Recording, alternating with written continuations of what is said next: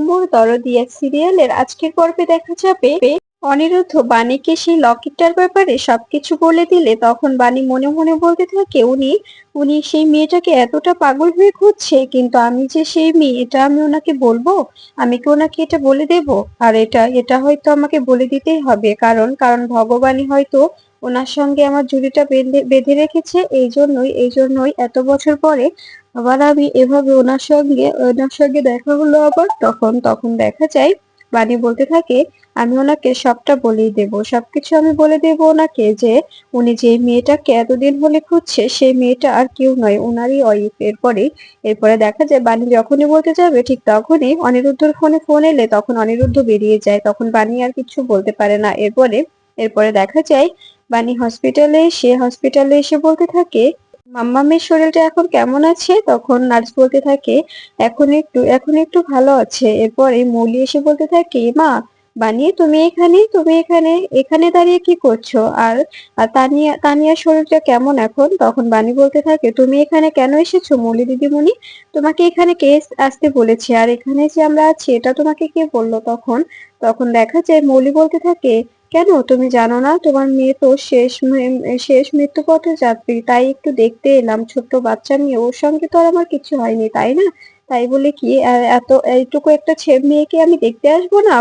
ও তো মরেই যাবে, আর বাঁচবেই বা কদিন? তা তা ওকে যদি না দেখতে আসি নিজের কাছেই তো খারাপ লাগে, তাই দেখতে এলাম। কেন গো, তুমি জানো না? তখন এই কথা শুনে বাণী বলতে থাকে এসব আপনি কি বলছেন? এসব বলছেন কেন? আপনাকে আমি ভাবতাম যে আপনি খারাপ, কিন্তু আপনি যে এতটা খারাপ এটা আমি জানতাম না। একটা ছোট শিশুকে নিয়ে আপনি এরকম একটা কথা বলতে পারেন? ছি মৌলি দিদিমণি, আপনাকে দেখে আমার ঘৃণা করছে। তখন মৌলি বলতে থাকে তুমি তার মানে তোমাকে অনিরুদ্ধ কিছুই বলেনি? অনিরুদ্ধ তো গিয়েছিল আমাদের বাড়িতে, তোমার ওই যে তোমার যে আগের শাশুড়ি, ওই শাশুড়ি, তারপরে সাথী আন্টি, অনিরুদ্ধ সবাই তো গিয়েছিল তানিয়াকে বাঁচানোর জন্য, আমাদের থেকে ডোনেশন চাইছিল। তখন তখন আমি আমরা আমরা সবাই রিজেক্ট করে দিয়েছি, কারণ আমরা বলেছি যদি তুমি চাও তুমি গিয়ে দাদুর কাছে হাত পাতো, তবে টাকাগুলো দেওয়া হবে, তাছাড়া আমরা টাকাটা দেব না। তখনই তো অনিরুদ্ধ বলল যে তানিয়ার শরীরটা অনেক খারাপ, আমাদের টাকাটা দাও। তো আমরা কিন্তু দেইনি। তখন তখন এই কথা শুনে বাণী অবাক হয়ে যায়। বাণী বলতে থাকে তুমি মিথ্যে বলছো মৌলি দিদি, তুমি মিথ্যে বলছো। আমি তোমাকে বিশ্বাস করি না, কারণ আমি অনিরুদ্ধ বাবুকে অনেক বিশ্বাস করি, মিস্টার চ্যাটার্জিকে আমি অনেক বিশ্বাস করি, তাই আমি তোমার কোনো কথাই বিশ্বাস করছি না। তুমি আগেও আমাদের মধ্যে ঝামেলা বাঁধাতে চেয়েছিলে। তখন তখন দেখা যায় মৌলি বলতে থাকে তুমি যদি বিশ্বাস না করো এতে আমার করার কিছু নেই।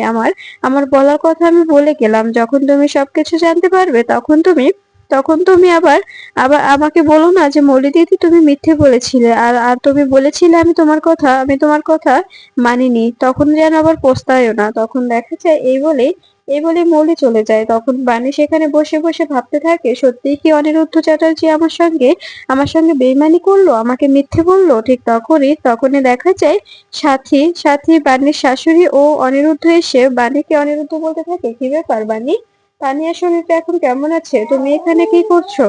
তখন বাণী উঠে গিয়ে অনিরুদ্ধকে বলতে থাকে মিস্টার চ্যাটার্জি তানিয়ার কি হয়েছে? আপনি আমার কাছে কি লুকিয়েছেন বলুন তো? তখন অনিরুদ্ধ বলতে থাকে এসব তুমি কি বলছো? হঠাৎ এসবের মানে কি? তখন দেখা যায় বাণী বলতে থাকে আমার মেয়েটার কি হয়েছে আমাকে সত্যি করে বলুন, আমি নার্সের থেকে সবকিছু জেনেছি, আমার মেয়েটার বেশি দিন বাঁচবে না, তাই না? এই কথাটা শুনে অবাক হয়ে যায় অনিরুদ্ধ বলতে থাকে তোমাকে এসব কথা কে বলেছে বলো তো? তখন দেখা যায় বাণী বলতে থাকে আমাকে আমাকে মৌলি দিদি বলেছে, আমি আমি মৌলি দিদির থেকে সবটা শুনতে পেয়েছি। আর আমার মেয়েটার কি হয়েছে আমাকে আপনি বলার প্রয়োজন মনে করলেন না? আমি ওর মা, আমার আমার সম্পূর্ণ অধিকার আছে ওর সম্পর্কে সবকিছু জানা, কিন্তু কিন্তু আপনি কেন বললেন না আমাকে এসব? আমাকে এটার উত্তর দিন। তখন দেখা যায় এই কথা শুনে অনিরুদ্ধ বলতে থাকে প্লিজ বাণী, এভাবে এভাবে ভেঙে পড়ো না। আমি আমি তোমাকে সবটা বলছি। হ্যাঁ হ্যাঁ তানিয়ার সমস্যা আছে, কিন্তু কিন্তু আমি তোমাকে বলিনি তোমার কথাই ভেবে তোমার শরীরটা খারাপ করবে, তুমি উত্তেজিত হয়ে পড়বে, এটা দেখে তানিয়াও উত্তেজিত হয়ে পড়বে, ওর উপর ট্রেস পড়বে, আর ওকে ডক্টর বলেছে কোনোভাবে যেন ট্রেস না দেওয়া হয়। তাই আমি তোমাকে কিছু বলিনি, বিশ্বাস করো, এই জন্যই তোমাকে কিছু বলা হয়নি, এছাড়া আর কোনো কারণ নেই। তাছাড়া তোমাকে যদি বলি তুমি অনেক টেন্স হয়ে পড়বে, তোমার শরীরটাও খারাপ করবে, তখন দুজনকে নিয়ে অনেক সমস্যায় পড়ে যাব। আর অনেক বড় সমস্যা, তো অনেক টাকারও প্রয়োজন, তুমি অনেক চিন্তিত হয়ে পড়বে। আমি আমি টাকা অ্যারেঞ্জ করছি বানি। তখন দেখা যায় বানি বলতে থাকে, আমি আমি ছিলাম সিঙ্গেল মাদার, আমি ছোট থেকে আমার মাম্মামকে একাই বড় করেছি, আমি একাই একাই ওর দেখাশোনা করেছি, ওর অনেক বড় বড় সমস্যা হয়েছে আমি একাই হ্যান্ডেল করেছি। তখন তো আমার কোনো স্ট্রেস আসেনি, আমি তো তখন ভেঙে পড়িনি, তবে আজ কেন ভেঙে পড়বো?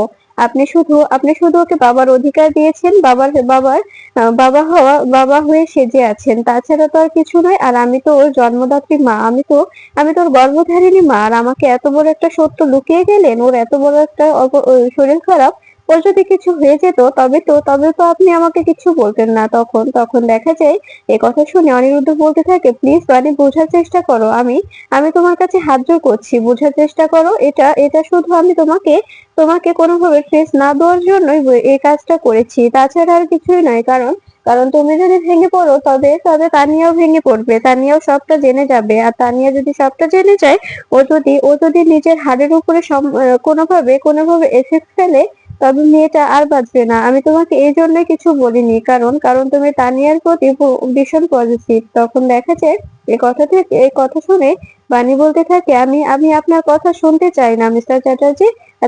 তার মানে আপনি আমাকে দয়া দেখিয়ে বিয়ে করেছেন, দয়া দেখিয়ে বিয়ে করেছেন। তো আমি তো এই দয়া চাইনি, আমি তো এই দয়া কখনো চাই না। তখন তখন দেখা যায় এই বলে বানি সেখান থেকে চলে যায়। তখন তখন দেখা যায় বানি ভিতরে এসে ডক্টরকে বলতে থাকে, ডক্টর বাবু, আমি সবটা জেনে গেছি, এখন এখন বলুন তো আমার মেয়েটাকে অপারেশন করালেই কি আমার মেয়েটা ঠিক হয়ে যাবে?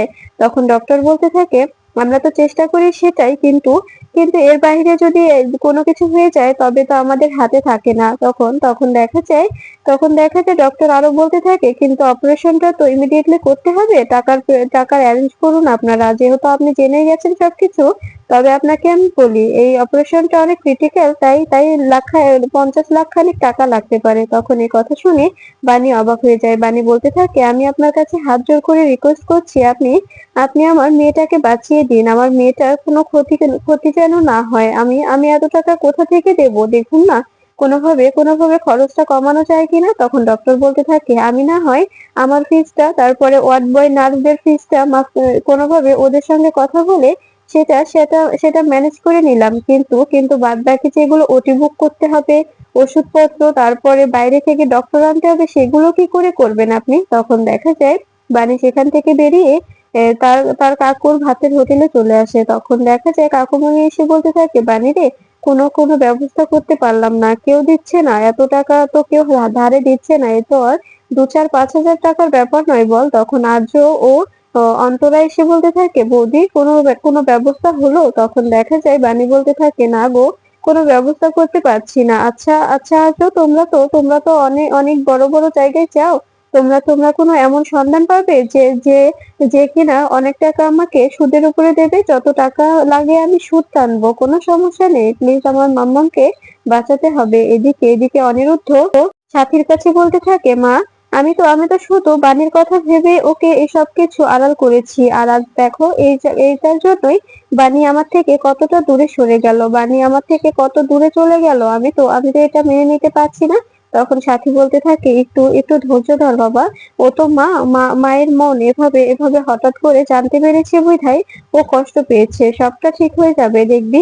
ও নিজেই তোকে বলবে, মিস্টার অনিরুদ্ধ চ্যাটার্জি, আপনার কাছে আমি সরি বলছি, আমি মাপ চাইছি, আমি আমি এই কথাগুলো বলে মোটেও ঠিক করিনি। এরপরে কৌস্তব অনিরুদ্ধকে ফোন করে বলতে থাকে, কোনো ব্যবস্থা করতে পারলাম না, কেউ দিচ্ছে না, মার্কেটে সবাই তোর নামে সবকিছু জেনে গেছে, সবাইকে মৌলি উস্কে দিয়েছে, তাই তাই কেউ আর তোকে সাহায্য করতে চাইছে না। আর আমি পার্সোনালি কিছু চেষ্টা করছি। এরপরে দেখা যায় এই বলে ফোন কেটে দিলে, তখন অনিরুদ্ধ আরো ভেঙে পড়ে। সাথী বলতে থাকে, কি হলো? এরপরে দেখা যায় হসপিটালে এসে বানি এসে বলতে থাকে নার্সকে, যে আমি পুজো দিয়েছি, তো তাই আমি মাম্মামকে পুজোর ফুলটা মাথায় ছুঁয়ে দিতে চাই। এরপরে ভেতরে এসে দেখতে পায় বেডে বেডে তানিয়া নেই। এটা দেখে অবাক হয়ে যায় বানি ভয় পেয়ে তানিয়া তানিয়া করে চিৎকার করতে থাকে। এরপরে দৌড়ে বেরিয়ে এসে অনিরুদ্ধকে বলতে থাকে, মিস্টার চ্যাটার্জি, মাম্মাম কোথায়? মাম্মাম তো ভিতরে নেই, মাম্মাম কোথায়? এদিকে দেখা যায় তানিয়া ঠাকুরের সামনে বসে প্রার্থনা করছে যে ঠাকুর, আমাকে তুমি তাড়াতাড়ি সুস্থ করে দাও। আমি আমি এখানে থাকতে চাই না, আমি বাবা মায়ের সঙ্গে বাড়িতে থাকতে চাই। এখানে এখানে থাকলে ওই রাক্ষসটা আমাকে নিয়ে যাবে। আমি রাক্ষসের সঙ্গে যাব না, রাক্ষসের সঙ্গে আমি কখনোই যাব না। আর এখানে থাকলে আমাকে রাক্ষস অবশ্যই নিতে আসবে। ঠিক তখনই বানি বানি তানিয়াকে দেখে তানিয়াকে নিয়ে গিয়ে আবার বেডে শুইয়ে দেয় আর বলতে থাকে, মামা, তোমাকে আমি বাড়ি ফিরিয়ে নিয়ে যাব। তোমাকে কেউ নিয়ে যেতে পারবে না, আমাদের কাছ থেকে তোমাকে কেউ সরাতে পারবে না। তুমি একদম ভয় পাবে না, বুঝতে পেরেছো? আমি তোমাকে নিয়ে যাব। এরপরে এরপরে দেখা যায় ডক্টর অনিরুদ্ধকে বলতে থাকে, অনিরুদ্ধ বাবু, একটু তাড়াতাড়ি ম্যানেজ করুন। অর্ধেক অর্ধেক পেমেন্ট না করলে আমরা কিছুতেই কাজটা শুরু করতে পারবো না। আর যদি যদি অতি অতি দ্রুত কাজটা না শুরু হয়, তবে কিন্তু তানিয়ার অবস্থা আরো ক্রিটিক্যাল হয়ে যেতে পারে। তাই আপনি একটু চেষ্টা করুন। তখন অনিরুদ্ধ বলতে থাকে, আমি তো প্রাণপণ চেষ্টা করছি, আমি চেষ্টা করছি, আপনি কোনো চিন্তা করবেন না। আর তখনই দেখা যায় এদিকে এদিকে বিদ্যুৎ পাঁপড় ও পেঁয়াজি নিয়ে হসপিটালে আসে তানিয়াকে দেখতে। এরপরে দেখা যায় সেখানে এসে বলতে থাকে, তানিয়ার কেবিনটা যে কোথায় সেটাই তো জানি না। ঠিক তখনই বানি বিদ্যুৎকে দেখে অবাক হয়ে যায় আর বলতে থাকে, তুমি এখানে কি করছো? এখানে কেন এসেছো তুমি? তখন বিদ্যুৎ বলতে থাকে, আসলে আমি তানিয়ার সঙ্গে দেখা করতে এসেছি। এই দেখ, পাঁপড় আর পেঁয়াজু ভাজা নিয়ে এসেছি, এগুলো এগুলো আমি দিয়ে চলে যাব। তখন বানি বলতে থাকে, আচ্ছা তুমি বাবা নাকি জল্লাদ বলো তো?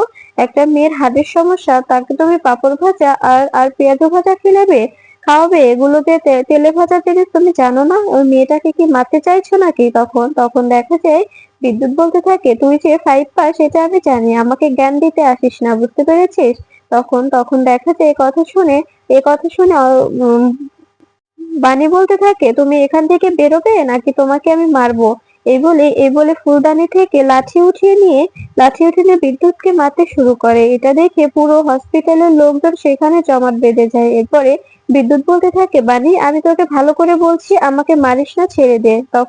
তখন বানি বলতে থাকে, তোমাকে আমি বারবার বলেছি তুমি এখান থেকে যাও, তো কোনোভাবে তুমি যাওনি। তবে এখন তো আমাকে মেরেই পাঠাতে হবে, তাই না? এখন আমি তোমাকে মারবো, মারতে মারতে তোমাকে হসপিটাল থেকে বের করে দেব, যেমন যেমন কুকুরকে ঘাড় ধাক্কা দিয়ে বের করে দেয়, ঠিক সেরকম। ঠিক তখনই দেখা যায় বিদ্যুতের মা দেখতে পায় যে বানি বিদ্যুৎকে মারছে। এটা দেখে বিদ্যুতের মা বলতে বলতে থাকে, এই ছেলেটা আবার এখানে এসছে। এই বলে দৌড়ে গিয়ে বিদ্যুৎকে মারতে থাকে বিদ্যুতের মা আর বলতে থাকে, তোর এত বড় সাহস, তুই এখানে এসেছিস আমার দিদিভাইকে আবার আবার ভয় দেখাতে এসেছিস? তোর কারণে আজকে আমার দিদিভাইয়ের এই অবস্থা, আমার দিদিভাই মৃত্যুর সঙ্গে পাঞ্জা লড়ছে। তখনই বিদ্যুৎ সেখান থেকে যেতে থাকে আর বলতে থাকে, তোমরা দুজনে মিলে আমাকে মারলে তো, এটার প্রতিশোধ আমি নেব। এই কথাটা তোমরা মাথায় রেখো।